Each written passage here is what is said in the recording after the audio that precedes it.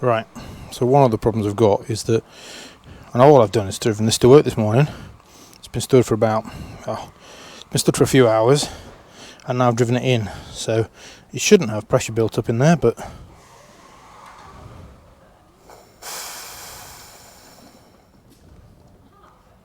as you can see, it does, and there's quite a lot of pressure built up. So that is definitely one of the problems. The other one is that I lose the heat, and then I get heat and it comes back and it goes and things like that. So I think the head's going to come off, and we're going to find out what's wrong with it. You can see there's a load of air bubbles coming out of that pipe still.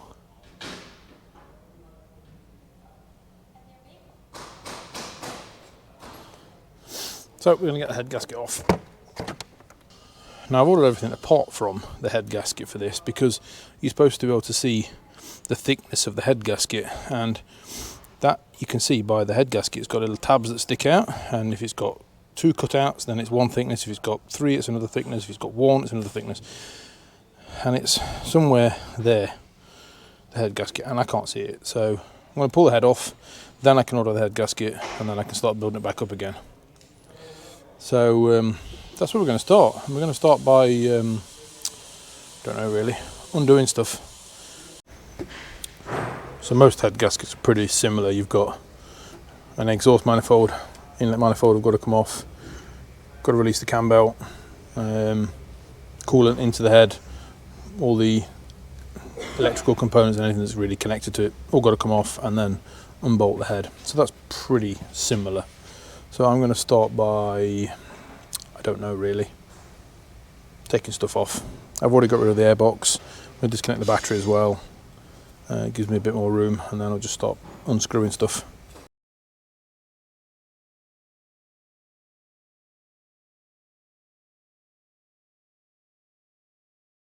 Right, so we've got a whole bench full of parts there. We're not done yet. What I've got so far is this far, and I've got to an important stage now, because that means, so we're at the stage now, an important stage in this, and I've not got the head taken off or anything like that. All I've got to is a stage now where I can actually order the head gasket. I've ordered everything else possible ready up to this stage, but now I'm at the stage where I can actually order the head gasket. And the reason I couldn't order the head gasket is because nowadays head gaskets come in different sizes, different thicknesses, and you can have different thicknesses, and the only way to tell that is by looking at the head gasket, and more specifically just there. And what you'll see is a set of notches there, and then another set of notches there. Now we're specifically looking for these notches here, and these notches here I've got, I hope you can see it on camera, but I've got 3 notches there. So that is a certain thickness, and the parts people should ask you what thickness head gasket you've got.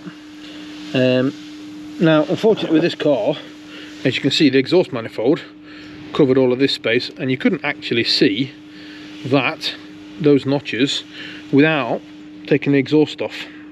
I did try and look from underneath here with a mirror to try and find anything, but I couldn't see it, so I had to get to this stage. So we're at this stage now where the exhaust manifold is off, the DPF is loose. I don't need to take it off, but I've undone the bolts that hold it to it, so that is off. The fuel filter housing is out the way. The injectors are disconnected. I've still got the fuel pipes at the back there to do. There's 4 of them, and then probably part of the inlet manifold's got to come out the way. The cam belt needs to be taken off and timed up. Now I changed the cam belt not long ago, but yeah, that's where we're at now. Now the cam belt's going to take a day to get here, so I've ordered it today. It'll be here by Wednesday afternoon, so I'll be able to carry on with this now, get it all ready, and then Wednesday change the head gasket, start putting everything back together again. But yeah, that's where we're at so far, and that's took about 2 hours, 3 hours nearly to get to this stage. It's not that difficult to do. It's just that a lot of stuff is kind of stuck to other stuff, so you have to move stuff to get to other stuff a lot of the time. Like, to get the exhaust out of the way, you've got to get the DPF out of the way. To get the DPF out of the way, you've got to get the turbo out of the way. So it's that sort of thing. that makes it take a long time. And what I try to do when I work with things like this is, these are all the bolts that fit the shield for the engine. Put them all together. All the bolts for the exhaust manifold are there, so I put there, and as you see, the 2 bolts that fit on the turbo are there. The fuel filter housing, the bolts are still left in there, because it's going to take me a few days before I get back to this. So anything I've took out, wherever I can, I've put the nuts and bolts back in their places, so I'll know where they are when I come to fit them again. And it should hopefully mean that I don't miss any bolts, because I'll know roughly where all the bolts come from. So that's a bit of a tip for you, is to put everything back again where you take it from. The other one I've done with the other little tip I've got with the injectors here is I've written on them. So number 1, number 2, number 3, and number 4. So I know which order they go in. I don't really think I could get that mixed up, to be honest, because that loom fits like that, but you never know. So things like that I usually tend to mark up so I know where they're coming from. Right, so we'll carry on with this now then. So we've got the exhaust manifold off, we've got the inlet manifold off, disconnected all the injector wires, all the glow plug wires, the fuel pump, the fuel filter's gone. We've took the valve cover off and basically ready for the cam belt now. And once the cam belt's off, I think I should be ready to lift the head off. I'm not sure whether I can get to the bolts or if I need to take the camshaft out, but we'll soon find out. So yeah, we've got this far so far. So I'm going to time the engine up. I'm not going to go through timing the engine up now because I've done it in a previous video. If you haven't seen that video, then I'll put a link to it below or maybe up on the top corner of the screen. So once that's timed up, I think we can start to look at getting the head bolts out of the way. And we'll see if I have to take the camshaft out or not, but we'll get to that in a minute.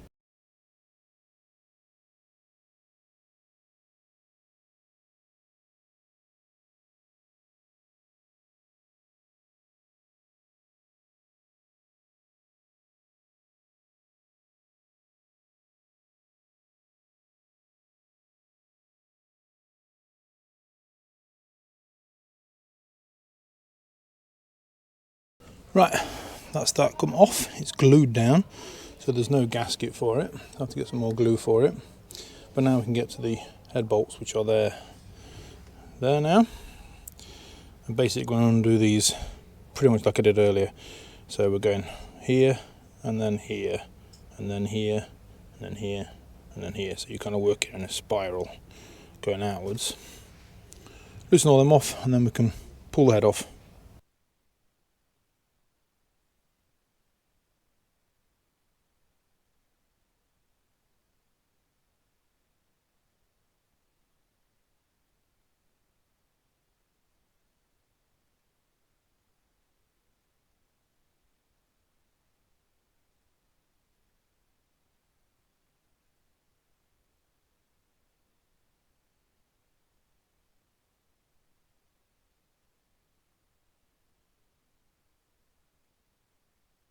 So all the lifters are taken out of the way, and just to make sure I don't lose them, I put them on with a quick cable tie.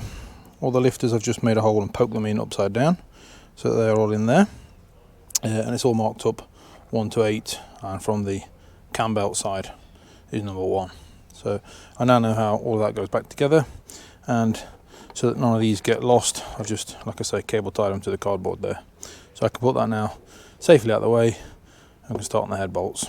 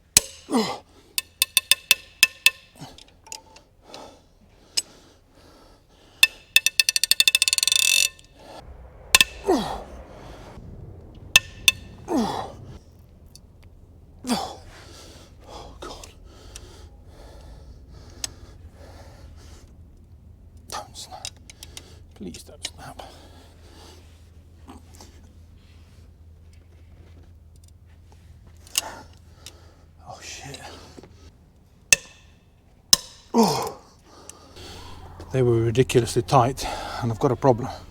Broke the head off. So I don't know how I'm going to get that bolt out of there anymore.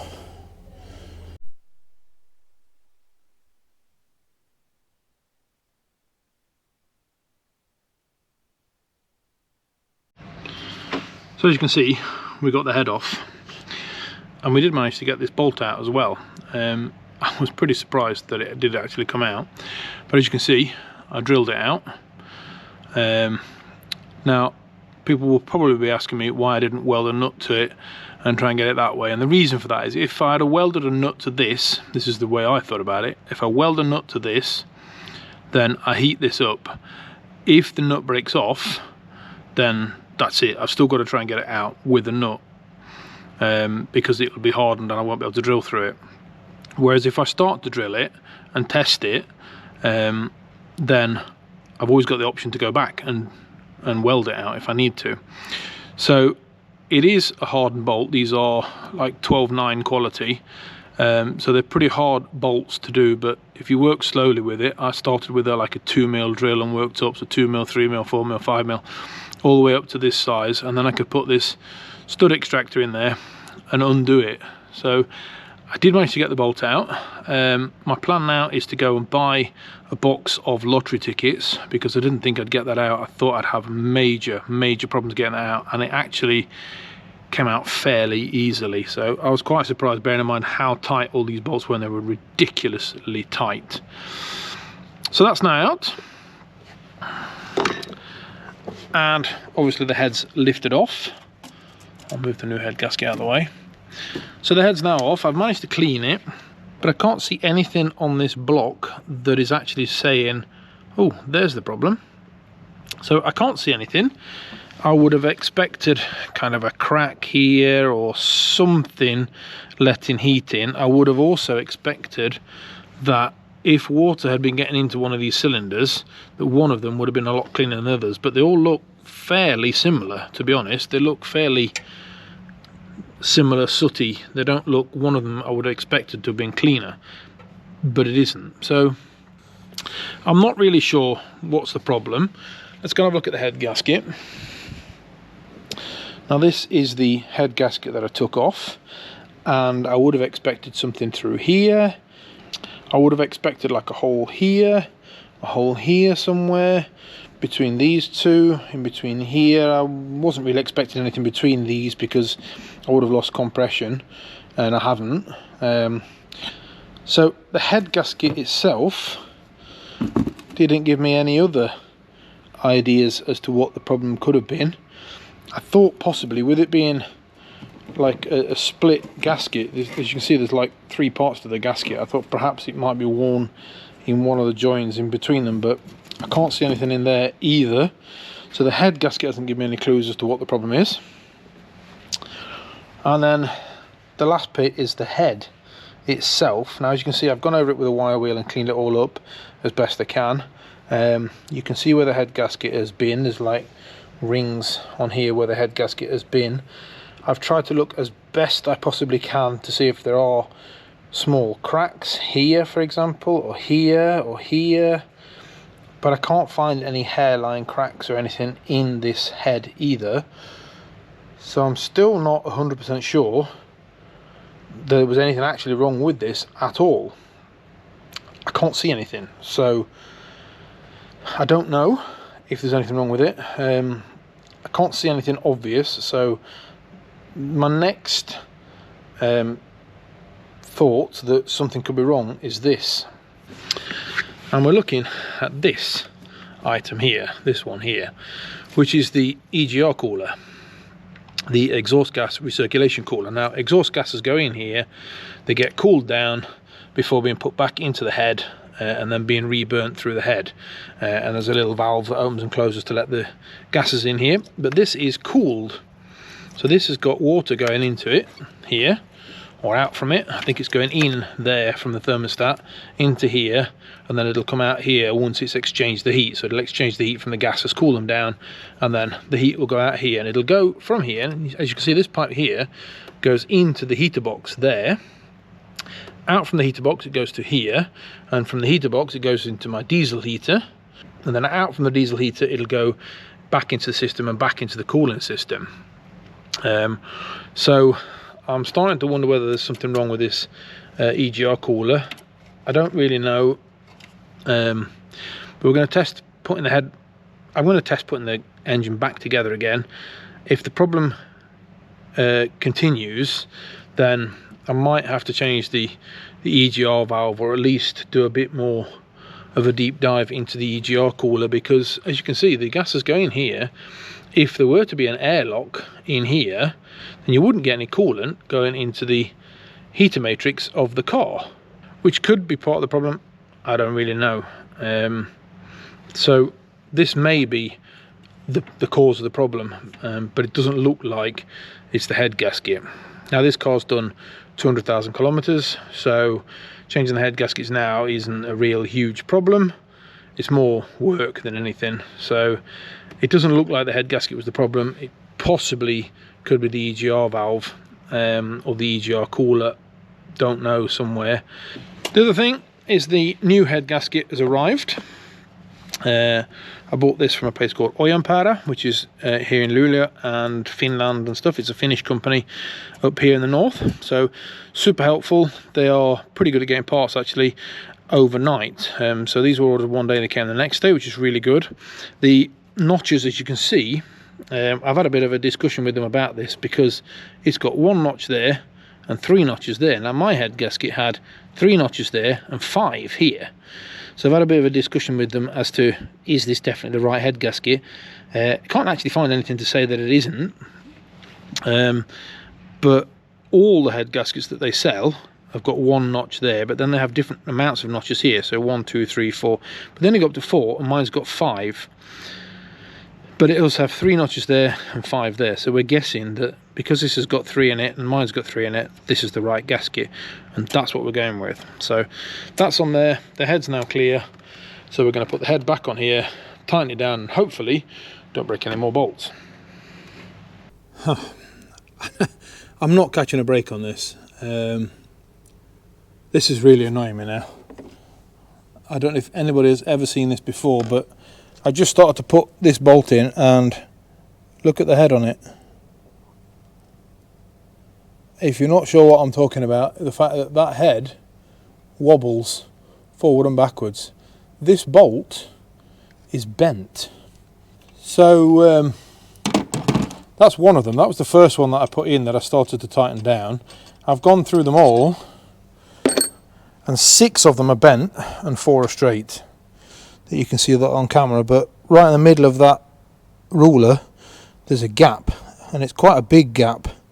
So it's touching at the top there, and it's touching at the bottom. There's a big gap in the middle, so that bolt is bent. Right, I don't know if you can actually see this. I'm trying to film it and it's not easy, but if I roll that bolt across the bench, you can probably see the wobble in it.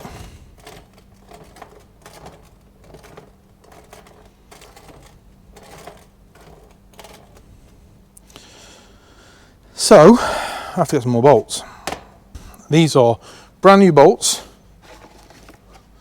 I've taken them out of the pack, out of the plastic. It was a sealed box. I cut the package open and took the bolts out, and 6 of them are bent and 4 of them are roughly straight, but these ones are definitely, and one of them you can actually almost physically see it just by holding up to the light that it's bent. So changed the whole lot, went to the part suppliers. They were just like, oh, that's not supposed to be that way, we'll order new bolts. So they've ordered new bolts and they've arrived yesterday.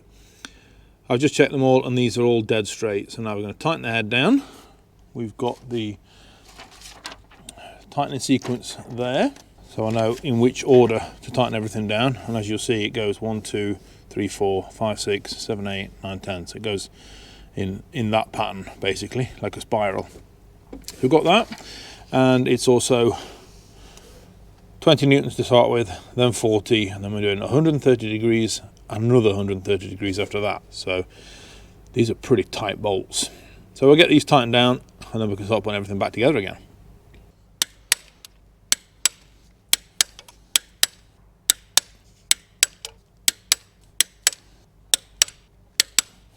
Right, so that's all the 40s tightened up.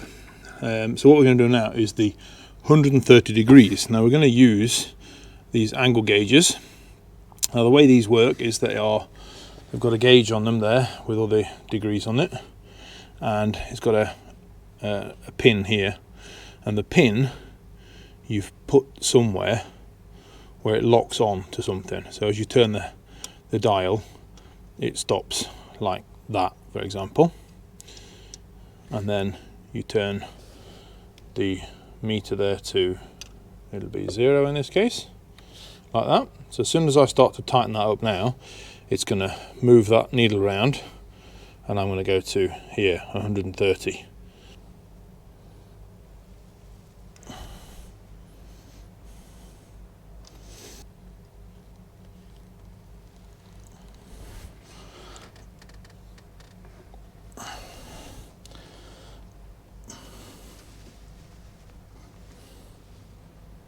So the first 130 degrees were relatively easy. I think the next 130 degrees is going to be a lot harder. I always get worried about doing this sort of stuff in case I break a bolt, but there's not much else to do about it, is it? Just tighten it down and hope for the best. Well, that's all of them, and they didn't break. Thank God for that. Right, I can put it all back together again. I'll check in with you every so often. There's no point in me filming me putting bolts back in again, but I'll check in with you every so often, and we'll see how I go. So my pile of bits is getting a smaller pile of bits, at least. I've not got much left. There's the fuel filter housing. I'm going to change the fuel filter before I put it back again. Inlet manifolds and bits of exhaust covers and stuff like that left on there. I'm going to have to go and get a new belt as well. This is the auxiliary belt. As you can see, that hasn't broken yet. I'm not quite sure why, but it's not far off, so I can't put that back on again, so I have to get a new one. And back at the engine, well, thought I'll drop in with you guys now. I've got, I think, most of the inlet manifold all back together again. Not got the fuel filter housing there yet because I want to change the fuel filter. I am going to change the oil filter before I put it back in there again because it's easier to get to now. I'm going to change the oil and do a service on it anyway. Turbo's back on again. I'm going to start putting the DPF back on again. Cam belts all put back on again, and it's turned around twice or 3 times or 4 times or whatever I turn it around, and it's fine, nothing touches. I think I have to get a new gearbox. I think I have to get a new engine mount because I was watching a video the other day and that's not supposed to slope, and mine does. So I think that, and I also saw that is pretty soft. It doesn't actually do anything. So I think the engine mount's knackered, but if it isn't, somebody will let me know, I'm sure. But there we go. Some more parts to get on here, not a huge amount, and then hopefully we can start it up and test it later on today. Well, it started, and it started pretty much first flick of the key, obviously when the fuel had bled through. Bit of a fuel leak from I think it was an injector pipe at the back, just needed a quick tighten up. Other than that, looks all right. I filled the overflow tank up. As you can see, there's way too much fluid in there, but as you can see again, there are bubbles coming out of it, so I'm hoping that that's going to drop down a bit. I'd rather have a bit too much coolant in there than not enough in this case, because I want to push the fluid around the system. So we're just going to wait and see if we get some more air bubbles come out of this, wait for it to get up to temperature, and should be job done, and then we'll be able to test it after that. Right, I've had this car now running for about a week. As you can see, the bottle is slightly over the maximum level, and I've left it that way purposely to make sure that there's enough fluid in there to push the liquid around. If there were to be any more bubbles anywhere, it wouldn't run out of it. It doesn't seem to have moved in the slightest. The heating seems to work. It seems to be around about the 85-90 degree mark constantly, so it doesn't seem to affect anything. So hopefully whatever I've done in there, I've solved the problem. Hopefully we'll see what happens now over the next few weeks. Been daily driving it now, like I say, for about a week. It's been fine. So I did put on Instagram asking if anybody knew where these 3 bolts go, and I still don't know. I'm guessing that these 2 here are like brackets or something like that. They're really, really small bolts. They don't really do a lot, I don't think. There's one there that is slightly bigger, so that could be holding something in place, but I don't know where. So any Ford mechanics or Peugeot mechanics or Citroen mechanics or anybody that works on this engine, it's the 1.6 diesel engine, any idea where they come from? Nothing's fallen off for a week, so I assume it's nothing vital, but I would like to get them back again. So if you know where it is, let me know. Put a comment down below, and hopefully we can sort the problem out of to where those 3 came from. So hopefully that solved the problem. Like I say, that solved the problem. Later on, I will be doing the brakes on this. I've got the brakes front and rear to be doing as well, so I'll put up a video of that. So if you found anything useful in this video, please smash that like and subscribe button. It all helps the channel to grow. So like I say, brakes in the next video, and I'll see you then. So thanks for watching, and bye-bye.